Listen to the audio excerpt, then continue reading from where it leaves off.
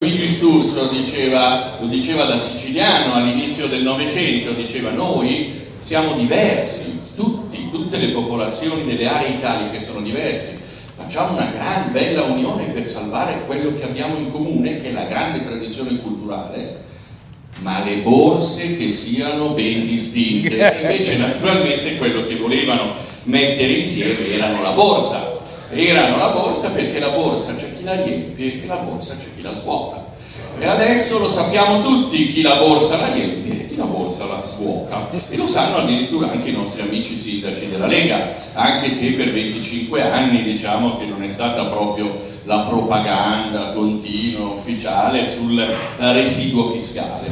Io direi però, io lo dichiaro tranquillamente di essere da qualche anno ormai un fervente indipendentista sia per il Veneto che per la mia Lombardia. Insisto molto sul Veneto perché qualche anno fa ho detto sarà Tana libera tutti, per cui in ogni caso credo che il Veneto sia veramente all'avanguardia storica, e un giorno i siciliani, i sardi, gli stessi pugliesi, i molisani ringrazieranno i veneti per averli liberati da un'Italia che apparentemente li avvantaggia, ma in realtà tutto l'assistenzialismo tende a distruggere le popolazioni, cioè lo dobbiamo fare per i veneti e anche per i nostri concittadini meridionali. Quindi il punto fondamentale che volevo segnalarvi è: voi avete a che fare con delle persone, intanto fra di voi, guardatevi, vi sono una decina di amministratori locali, sindaci votati dalle proprie popolazioni, guardate il vostro vicino, siete tutte persone che vivono grosso modo del loro lavoro, borghesi, non siamo rivoluzionari, nessuno di noi vuole fare una rivoluzione. Morosin fa l'avvocato, vive del suo lavoro, addirittura rinunciato a prebende pubbliche, a delle sinecure che aveva guadagnato. Io faccio il professore universitario ormai 50 anni, in qualunque altro momento non farei propaganda per una indipendenza e per una secessione. Oggi sì, oggi sono assolutamente convinto che in questo momento la sovversione si chiama Italia, cioè il sovvertimento vero della possibilità di dare ai propri figli un futuro e un benessere, cioè quello che noi vogliamo, una sana e tranquilla vita borghese con delle speranze per il futuro. A tutto ciò si frappone un mostro di nome Italia. Quindi a questo punto è del tutto evidente che occorre dar luogo a quello che Renan chiamava il plebiscito d'ogni giorno, la nazione. La creazione di una nazione nuova che si ricollega a quello di cui ha parlato prima l'amico Fogliato, su cui sono d'accordo, si ricollega a 1000 anni, certo. Io dico sempre però ai miei amici veneti: se vi guardassero, e poi probabilmente vi guardano naturalmente dall'alto i vostri antenati, tutto sommato cosa vi direbbero? Fate la battaglia per salvare la lingua? Non lo so. Fate la battaglia per tenere i vostri soldi, ma è la prima cosa. Ma la vera tradizione della Repubblica Veneta era tradizione di grandissima civiltà, di grandissime istituzioni, ma di grande attenzione al proprio denaro. Loro questa cosa non riuscirebbero a capirla. Come diavolo hanno fatto i veneti a diventare gli schiavi fiscali del resto del paese? Questo è il punto cruciale. Il punto cruciale è che la schiavitù fiscale è schiavitù a tutti gli effetti, perché chi decide della collocazione delle vostre risorse al di fuori del vostro territorio vi fa rinunciare automaticamente a qualunque possibilità di autogoverno. Quando voi vi trovate a piatire, non si dice pietire, si dice piatire, questo è il verbo corretto, no, lo dico perché tante volte poi mi collego, invece è scorretto quello che ha preso piede. Vi trovate a chiedere a Roma dei soldi che Roma vi ha già sottratto, voi in quel momento siete schiavi. Lei andrà alla gabbia di Matti, dalla gabbia di Matti che non c'è paragone, no, c'è il paragone a questa gabbia, veramente un posto allucinante, e si troverà di fronte delle persone che sono convinte che i veneti non hanno diritto alla ricchezza che producono. Lei dovrà partire dall'ABC, dal dire che i soldi non sono di chi li produce, cioè la ricchezza chi la pone in essere, dopodiché naturalmente si può destinare ad altri per certe cose, ma questo è il punto cruciale che le negheranno immediatamente e lei uscirà molto seccato. Quindi io, se fossi lei, Non lo so, faccia come vuole, un viaggetto si fa, si fa comunque. Le sfide si fanno. L'altra questione, sì, no, va benissimo, una persona che ha la schiena diritta può parlare con tutti e andare a fare qualunque cosa. L'altra questione che mi sembra importante da sottolineare, che è stata sottolineata, è quella del diritto di voto. Ma ci rendiamo conto che noi viviamo in un mondo in cui dei funzionari pubblici possono entrare nei nostri telefonini e vedere chi diavolo abbiamo chiamato? Possono entrare nei nostri conti correnti e vedere cosa abbiamo depositato. Ci chiedono, io sono andato un po' di tempo fa a ritirare dei soldi, ho chiesto 3.000 euro, ho detto non glieli posso dare, porca miseria quanto diavolo sarò sotto. No, perché no, ma se li ho, guardi, secondo me sono miei, quindi me li dia e basta. No, non mi volevano dare i soldi dal mio conto. E queste bizzarre leggi che continuano a passare costantemente, sulla base di che cosa le passano? Naturalmente per il nostro bene, ce lo raccontano costantemente, però queste restrizioni continue alla nostra libertà le fanno sulla base di una sola cosa: li abbiamo votato, abbiamo scelto i nostri padroni. Quindi il voto è quella cosa che legittima qualunque distruzione della ricchezza, qualunque distruzione delle benessere che noi abbiamo. E di fronte alla cosa più importante che chiediamo, ossia di votare se far parte dell'Italia o meno, viene negato costantemente. Cioè negano le loro stesse basi del potere che hanno su di noi. Quindi questa lotta per il diritto di voto è una questione assolutamente fondamentale, e naturalmente ci potranno essere un po' di tempo fa li chiamavano venetisti, che era veramente un bruttissimo termine, no?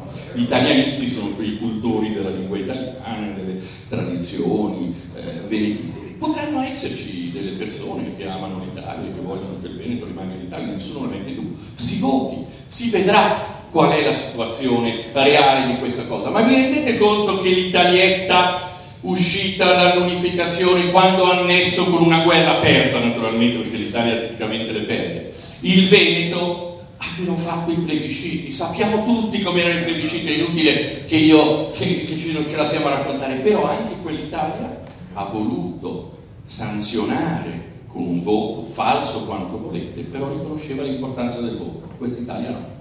Cioè quell'Italia del 1866 era in fondo più democratica di questa. Quindi è una cosa veramente pazzesca.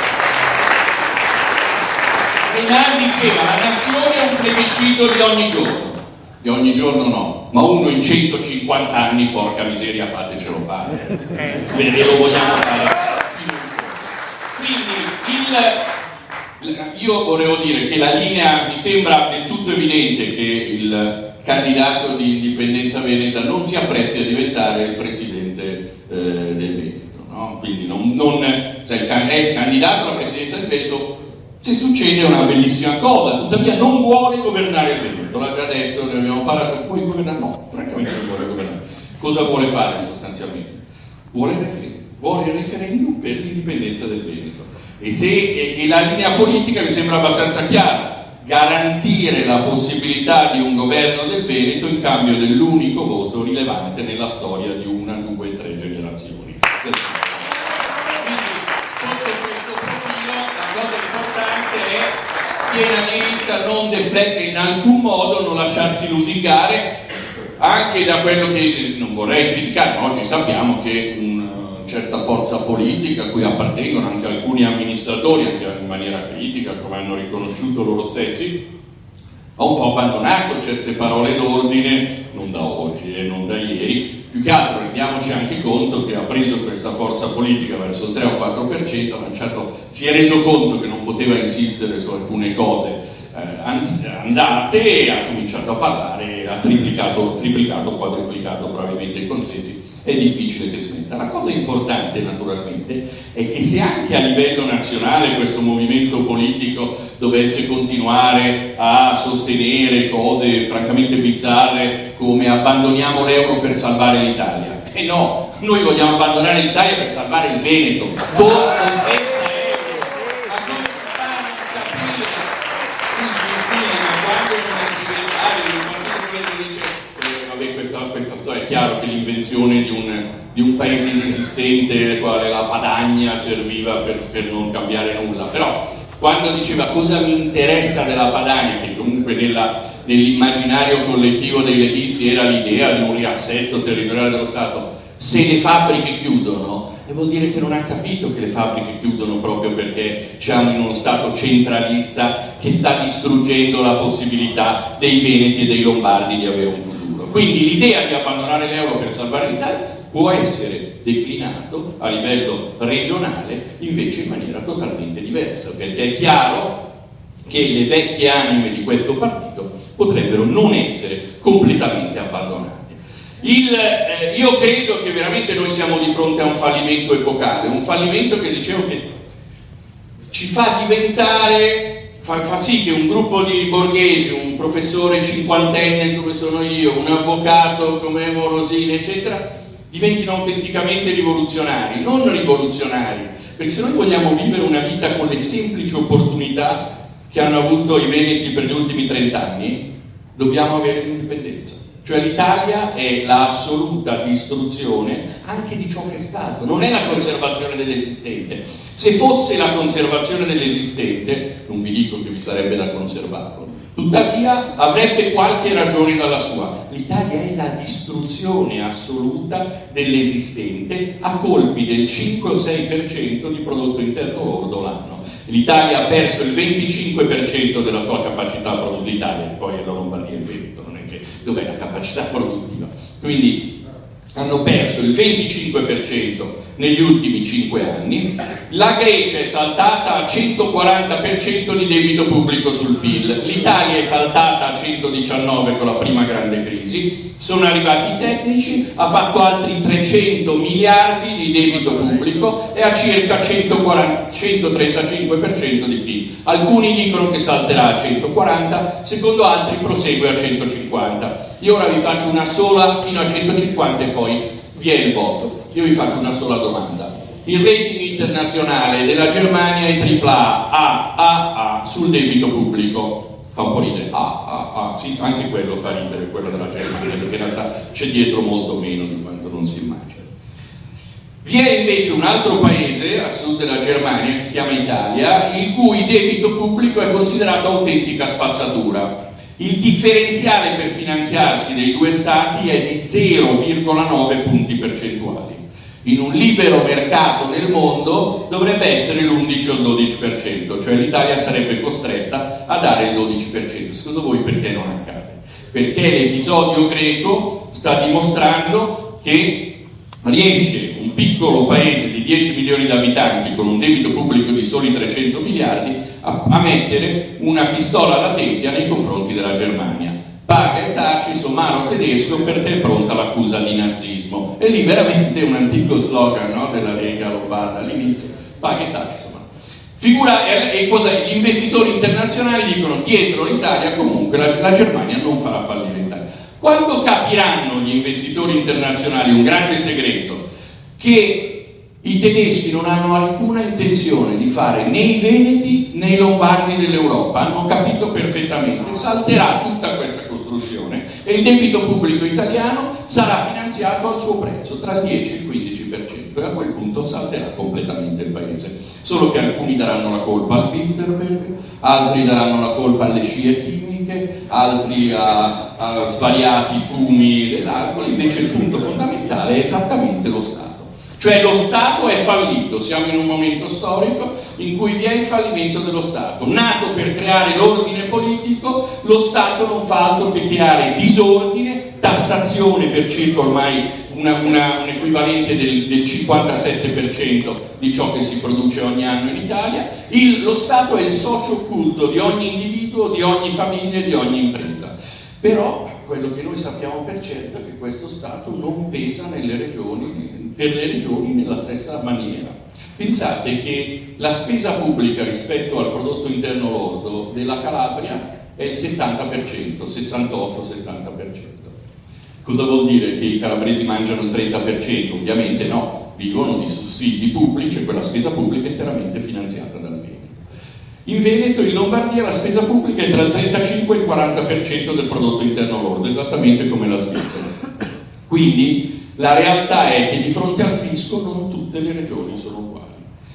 E o stabiliamo dei confini di carattere nazionale o non ci sarà alcun modo di fermare la depredazione dei frutti del proprio lavoro. Cioè questo progetto di ordine politico chiamato Stato, sempre più ampio, richiede dall'altra parte un contraccolpo con confini di carattere autenticamente statuale, cioè occorre essere indipendenti perché è l'unico modo per proteggere la propria ricchezza, e la propria ricchezza vuol dire il proprio futuro. Uno può dire no, ma sono questioni di portafoglio. Certo, sono questioni di portafoglio.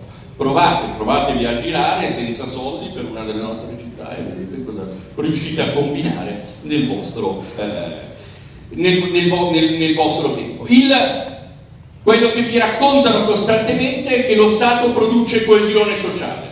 Quindi no, non dimenticare che lo Stato sta producendo la coesione sociale, è prodotta dalla storia, dalla cultura, dalle persone che si integrano, che si conoscono, che commerciano.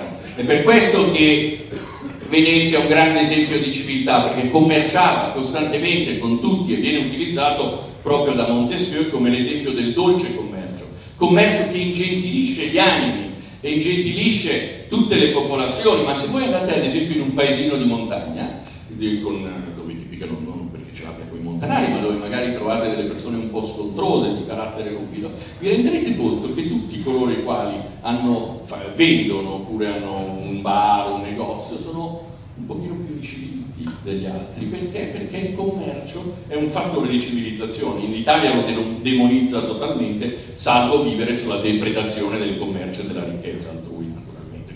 Bottegai, cose da nulla, eccetera. Ma anche se lo Stato producesse coesione sociale, quanto diavolo ci costa? 57% della ricchezza prodotta in un anno. Nel caso della Lombardia e il Veneto naturalmente molta di più, perché gran parte di questa ricchezza abbandona il territorio. Cosa vuol dire 20-21 miliardi che ogni anno abbandonano il territorio del Veneto in termini pratici? Perché sono cifre talmente grosse, rilevanti, che forse soltanto Berlusconi e pochi altri le capiscono. Ma 20 miliardi che abbandona il Veneto vuol dire che i veneti lavorano dal 1° di gennaio fino alla fine di febbraio, non per se stessi ma per altre popolazioni. Fino alla fine di febbraio, fino grosso modo al 20 febbraio. Pensate ai lombardi fino al 1° aprile. Quindi ci sono delle popolazioni all'interno di questo paese che naturalmente ognuno lavora un po' per il suo territorio, un po' per la propria famiglia, per sé, per i propri vizi. No. Ci sono alcune popolazioni che esistono solo in 3 regioni, in Lombardia, in Veneto e un po' in Emilia-Romagna, che una parte della loro vita lavorativa è dedicata al resto delle persone. Questi si chiamano schiavi. Dal punto di vista tecnico sono schiavi, perché se il mio lavoro appartiene ad altri, naturalmente ad altri appartiene anche il mio corpo e la mia energia lavorativa. Qui avevo una serie di dati molto interessanti su chi paga il debito e così via, che veramente sono, ve li metto, perché adesso avete anche una rivista, mi hanno detto, quindi ho mandato qualche cosa, e anche sul sito faremo delle cose, metteremo anche una serie di dati interessanti. Io volevo dire che vi sono appunto questi 2 fattori che pongono il Veneto all'avanguardia della possibilità di spezzare questa gabbia di nome Italia. Prima cosa è stato quello di cui ha parlato prima Fogliato, cioè il rifarsi ad una tradizione che ha 1000 anni, non in maniera nostalgica, assolutamente, questo sarebbe ridicolo, questo fonderemmo un bel gruppo di studi, ci troveremmo tutte le sere. Io ho mangiato troppo e ho sfondato la sedia. Comunque, proprio si è aperta, per cui prima di cadere mi alzo.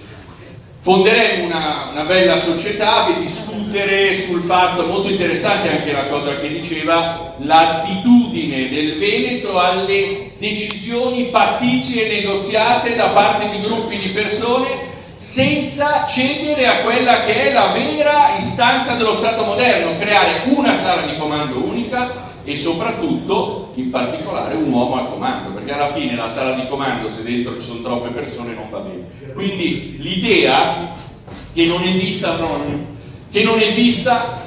che questa tradizione sia assolutamente estranea alla storia del Veneto è stata anche la debolezza. Nel 1797 lo Stato moderno vinceva con Napoleone, poi l'avventura, la rivoluzione francese, tutto quello che c'è stato. Il fatto che proprio Venezia non fosse uno Stato moderno, anche se l'archeologia del termine Stato la si trova enormemente nella storia della Repubblica di Venezia. Ma lo Stato moderno è un modello che oggi è totalmente in crisi in Italia, perché crea più problemi di quanti non ne risolva. Fingiamo pure che nel 500, nel 600, diciamo pure che in epoca napoleonica qualche problema forse lo avrà risolto, ma oggi non è assolutamente così. È diventato un mostro onnivoro che distrugge, oltretutto distrugge e rende le popolazioni. Voi avete parlato del Veneto. Il Veneto dal 1998 al 2004 era al numero 1 in Italia nelle esportazioni, adesso è al numero 4. Quarta posizione nelle esportazioni. In pochi anni ha perso tutto quello che era il suo primato. Io dico sempre, qualche mio amico veneto si offende, ma io credo che il vero vantaggio del Veneto sulla via dell'indipendenza sia di avere anche memoria di quello che è stato il Veneto negli anni 40 e 50, i cui dati economici non erano certo quelli della Lombardia o dell'Emilia Romagna. Quindi il fatto che il Veneto si sia sviluppato, anche perché non c'è mai stata una cassa per il Veneto, se il Veneto fosse diventato un territorio assistito come alcuni politici veneti volevano, probabilmente sarebbe distrutto esattamente come il Sud. Non essendoci stata una cassa per il Veneto, non essendo stato assistito, il Veneto invece ha goduto negli ultimi 40 anni di un enorme aumento del reddito prodotto, salvo che adesso quello che sta succedendo è un crollo del prodotto interno lordo e del prodotto interno lordo soprattutto pro capite. A livello nazionale, dicevo, la Lega è quello che è. A livello locale la Lega deve fare i conti con i movimenti indipendentisti. E non è escluso che garantire la governabilità, visto che a loro piace molto governare un quarto di secolo che governano, alla fine sono abituati, in cambio di un'unica cosa, una bella giornata in cui fare questo plebiscito non di ogni giorno, ma che naturalmente in un secolo si può anche fare, naturalmente sarebbe il massimo. Un minuto e veramente concludo. Non esiste nessuna via nazionale alla risoluzione del problema Italia per un semplice motivo. L'Italia non ha problemi, l'Italia è il problema. Quindi se qualcuno crede di poter riuscire attraverso queste istituzioni che sono state create dai nostri costituenti, io vi farei leggere l'Assemblea Costituente, c'erano dopo 20 anni di fascismo, cosa diavolo volete che capissero di costituzioni, eccetera. Altro che la Costituzione più bella del mondo.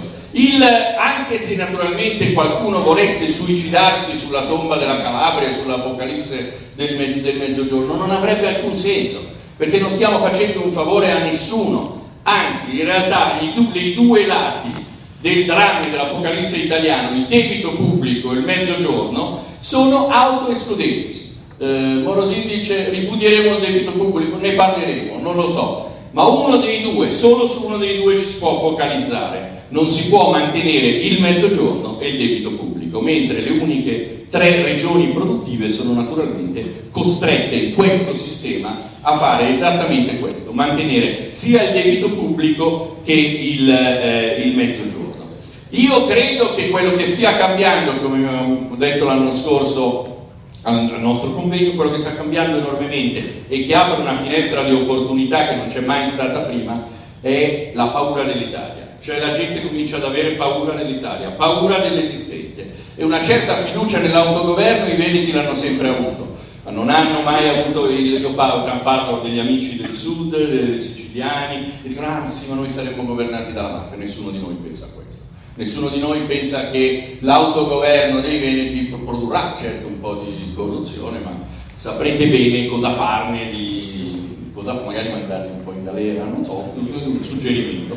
Perché in ogni caso tutto può accadere. Quindi l'idea fondamentale è che oggi l'esistente, l'Italia, questo sistema, è un processo di decivilizzazione. Non soltanto di impoverimento generale, ma di decivilizzazione anche culturale. Perché? Perché naturalmente si fonda anche sull'idea che sia giusto spendere, vedete gli appoggi a Tsipras, a queste follie per cui i paesi cicala, fra cui l'Italia, devono essere in qualche modo premiati, e l'Italia continua ad andare avanti come quando c'è una festa e siete tutti, poi noi veneti, noi insomma veneti siamo un po' ubriaconi, no? Ce l'hanno anche detto, con questo accento da ubriaconi, eccetera. Quindi dopo aver bevuto un po' troppo ci si rende conto di avere consumato magari dei vini costosi, dello champagne, eccetera, e si va avanti costantemente chiedendosi chi pagherà il conto, no? Però non arriva più nessuno. E in realtà il Veneto è veramente solo con tutti i conti del fallimento italiano.